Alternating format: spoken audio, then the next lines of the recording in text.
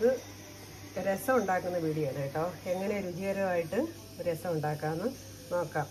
3-4 തക്കാളി എടുത്ത് വെച്ചിട്ടുണ്ട്, ചുവന്നുള്ളി അരിഞ്ഞ് വെച്ചിട്ടുണ്ട്, വെളുത്തുള്ളി ചതച്ച് വെച്ചിട്ടുണ്ട്. വെളിച്ചെണ്ണ ചൂടായി.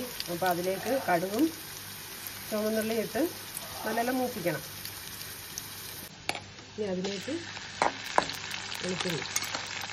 വെളുത്തുള്ളി ഇട്ട് നന്നായിട്ട് മൂപ്പിക്കണം.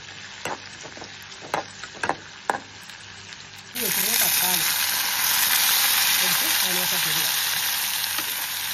ഇനി ഇത് ഉപ്പിട്ടിട്ട് അടച്ചു വെച്ച് കഴിക്കും.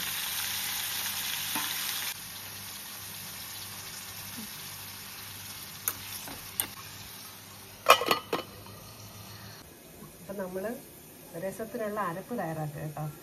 അത്യാവശ്യ സന്ദർഭങ്ങളിലല്ലാതെ നമ്മൾ പൊടി ചേർത്ത് കൊടുക്കരുത്. കാര്യം രുചി വ്യത്യാസം ഉണ്ടാവും ഈ പൊടി ചേർത്ത് കൊടുക്കുമ്പോൾ.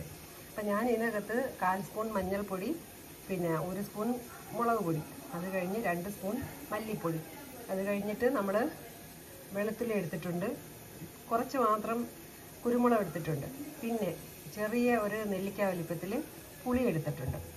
നമുക്കിത് തക്കാളി വഴറ്റിയതിൻ്റെ കൂടെ ഇട്ട് ഇത്തിരി കൂടെ ഒന്ന് പച്ചമണം മാറ്റാനുണ്ട്. അതുകൊണ്ടാണ് അങ്ങനെ ചെയ്തതെന്ന് പറയുന്നത്.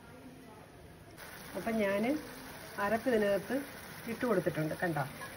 അപ്പോൾ എന്നിട്ട് ഇത് അരപ്പുമായിട്ട് ഇത്തിരി എണ്ണ തെളിയുന്നത് വരെ ഒന്ന് ഇളക്കി ഒന്ന് വറ്റിച്ചെടുക്കണം.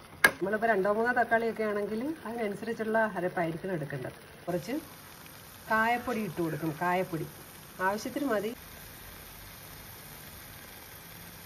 നമ്മൾ മിക്സിയൊക്കെ കഴുകി ഒഴിച്ച വെള്ളം ഇതിനകത്തോട്ടം ഒഴിക്കും കണ്ടോ.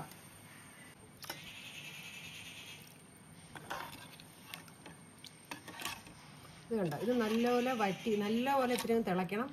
തിളച്ച് കഴിഞ്ഞിട്ട് കരിവേപ്പില ഇട്ട് ആവശ്യത്തിന് ഉപ്പൊക്കെ നോക്കിയിട്ട് ഉപയോഗിച്ചാൽ ഏറ്റവും നല്ല രുചികരമായിട്ടുള്ള രസമായിരിക്കും.